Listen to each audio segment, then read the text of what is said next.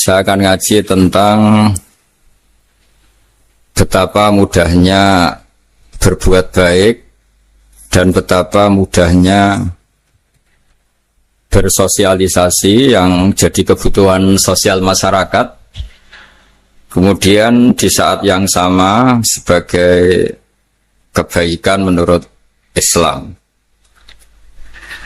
Ini saya baca kitab yang sangat otoritatif, yaitu kitab Sahih Muslim, di mana kita tahu dalam Islam pegangan ahli sunnah wal jamaah, juga pegangan ulama seluruh dunia adalah Al-Kutubus Sittah, kitab 6, diantaranya yang hadis Bukhari Muslim.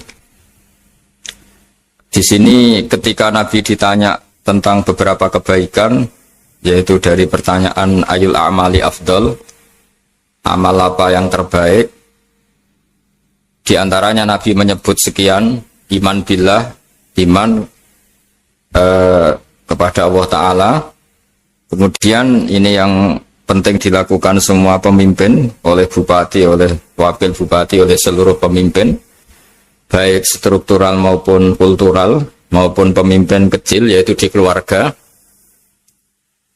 Yaitu Nabi ngendikan di antara misi Islam adalah memperdekakan budak. Kemudian ada yang lagi tanya lagi, fa'illam af'al.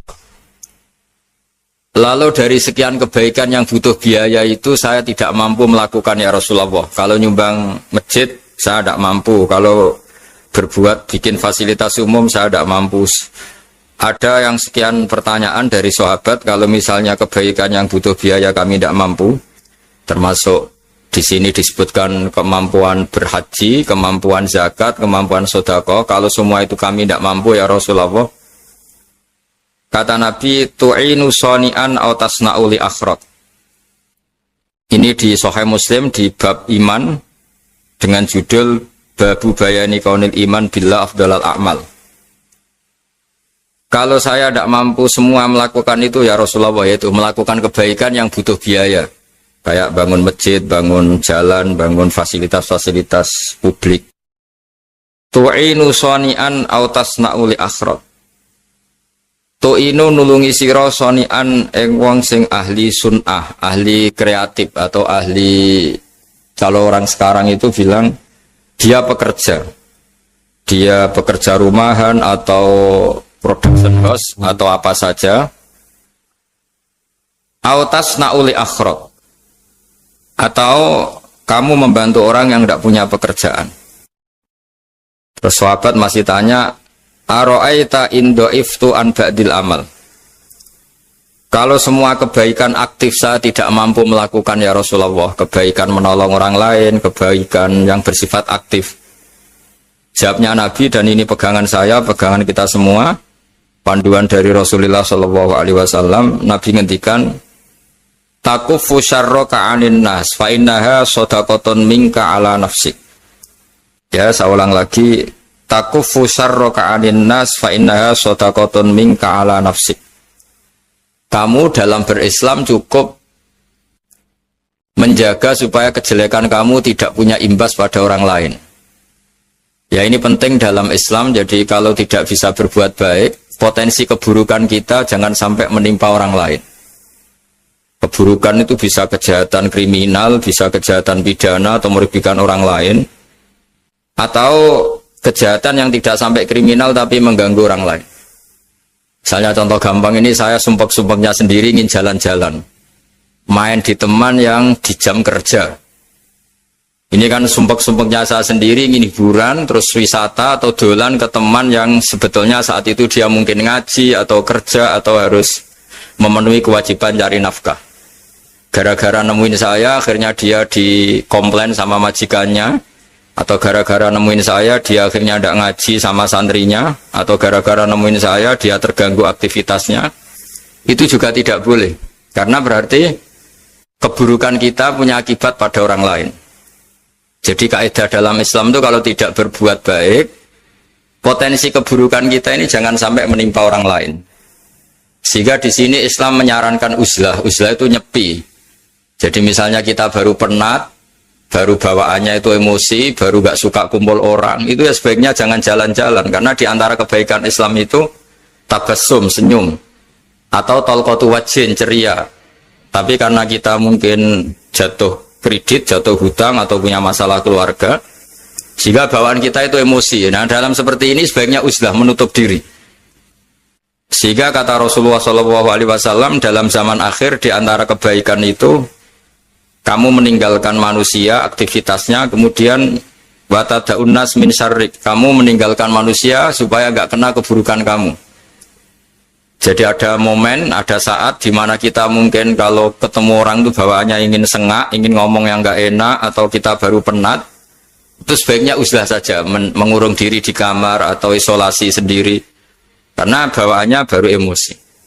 Nah, ini yang jarang dipraktekkan. Kalau sekarang malah banyak yang saat susah malah bawaannya ingin namam, ingin menvonis orang lain atau ngadili orang lain. Padahal pesannya Nabi, kalau semua kebaikan aktif tidak bisa kamu lakukan itu, takuffu syarra ka'anin nas fa innaha shadaqatun minka ala nafsik. Sehingga keburukan kita, ya saya ulang lagi, keburukan kita yang ingin emosi, ingin apa, itu tidak punya akibat orang lain.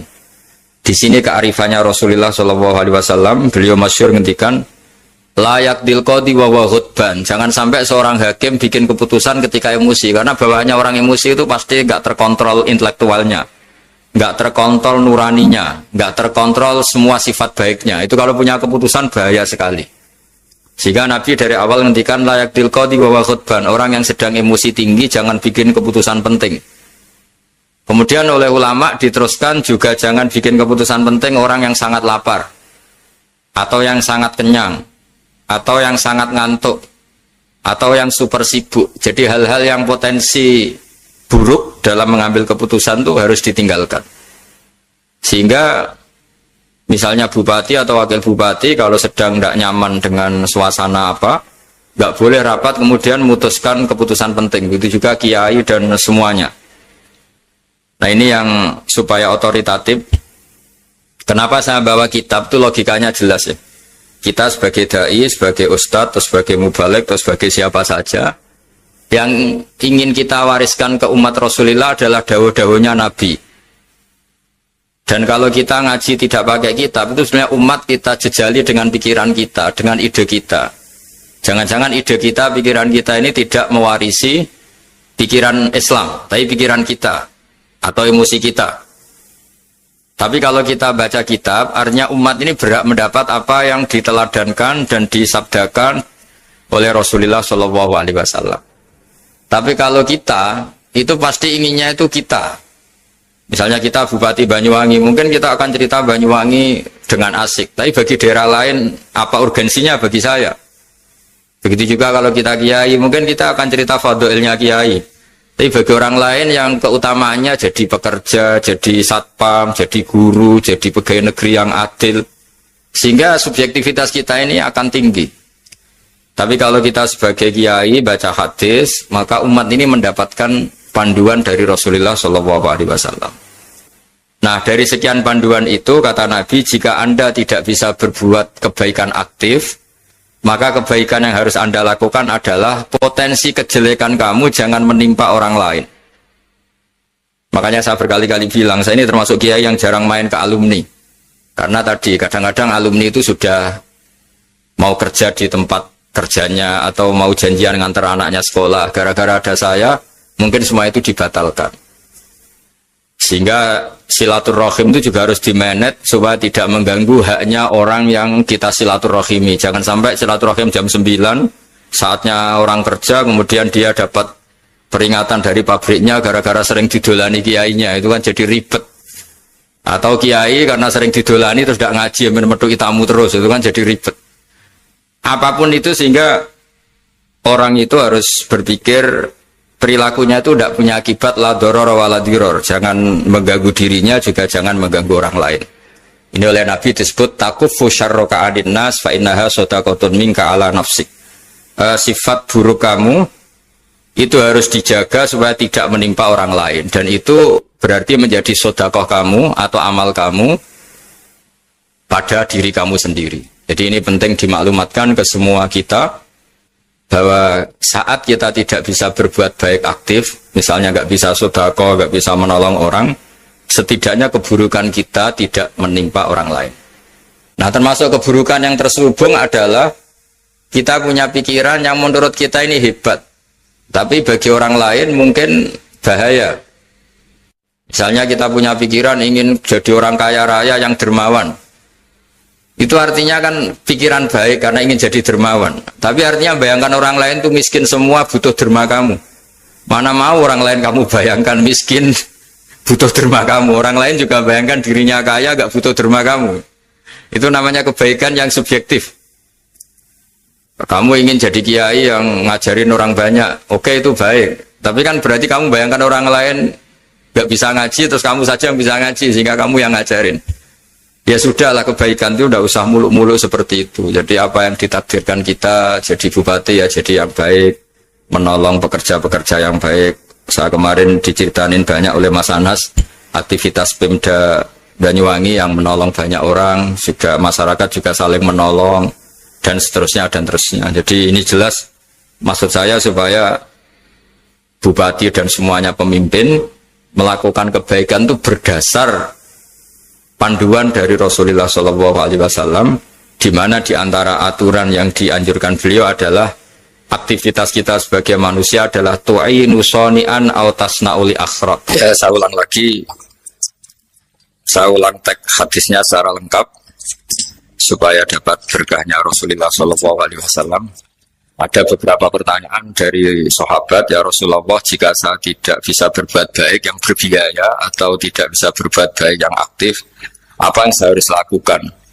Nabi ngendikan tu'inu shani'an aw tasna'u li asra. Kamu membantu orang yang bekerja atau kreatif, orang-orang yang kreatif atau pekerja apa saja kamu bantu, dan bantu orang yang tidak punya pekerjaan. Terus ditanya lagi, qultu ya Rasulullah ara'aita in dha'iftu an ba'dil amal. Bagaimana kalau itu pun saya tidak bisa ya Rasulullah? Terus Nabi ngendikan tafuqifu syarraka anin nas fa innaha shadaqatun minka ala nafsik. Yang penting keburukan kamu tidak menimpa ke orang lain, dan itu bagian dari sedekah kamu. Nah, perlu saya ingatkan ke semua kita lah. Makanya pentingnya membaca umat Islam dengan ilmu usul fikih. Saya berkali-kali bilang, jika ada seseorang tidur, itu jangan kamu baca sebagai tidur yang meninggalkan tahajud, meninggalkan sholat qiyamul lail, meninggalkan wiridan di malam hari. Tapi juga bacalah saat itu dia tidak dugem, tidak maksiat, tidak narkoba. Sehingga barokahnya ilmu itu ada respek pada umat Islam yang tidur. Karena tidur itu juga ada fungsi meninggalkan sekian maksiat, sekian kriminalitas. Jadi kalau kita kulino tidak baca dengan ilmu, maka melihat orang tidur itu ya kayak meninggalkan tahajud, meninggalkan wiridan, meninggalkan qiyamul lail, sehingga bawaannya kita ini akan kurang respect. Tapi kalau kita membacanya dengan ilmu, orang yang tidur di malam hari, maksudnya ya sudah sholat isya, itu ada sekian potensi maksiat yang dia tinggalkan. Dia tidak merasani orang, tidak adu-adu orang di medsos, dia tidak dugem, tidak meninggalkan. Pokoknya ada sekian kebaikan dalam saat tidur itu. Ini barokahnya ilmu. Tanpa ilmu kita tidak bisa respect seperti ini. Karena bawaannya akan, oh ini malam-malam tidak tahajud, tidak wiridan, tidak apa. Tapi kalau kita dengan ilmu, itu akan membaca dengan tidur, artinya orang tidak maksiat, tidak dugem, tidak ngerasanin orang, tidak ngata-ngatain orang. Nah di sini Sadaqallahul Azim ketika ngendikan wa min ayatihi manamukum billaili wan nahar. Termasuk ayat Allah itu orang tidur. Maksudnya tidur yang dengan dimaknai positif tadi, bisa istirahat, bisa meninggalkan maksiat, bisa apa-apa. Nah ini di sini hebatnya Rasulullah SAW ketika beliau memandu kebaikan. Di antara kebaikan itu apa? Takufu syarroka anin nas fa innaha shadaqatun minka ala nafsik. Kamu, potensi buruk kamu atau keburukan kamu jangan sampai menimpa pada manusia, pada orang lain, dan itu bagian dari sedekah kamu. Ya, saya mohon maaf sama Bu Bupati, sama semua Pemda, sama Wakil Bupati karena saya tidak bisa lama-lama. Saya punya wadifah. Tadi ini pun sudah murting ngaji saya karena saya harus ikut ngaji di sini. Dan mari sama-sama berdoa. Al-Fatihah.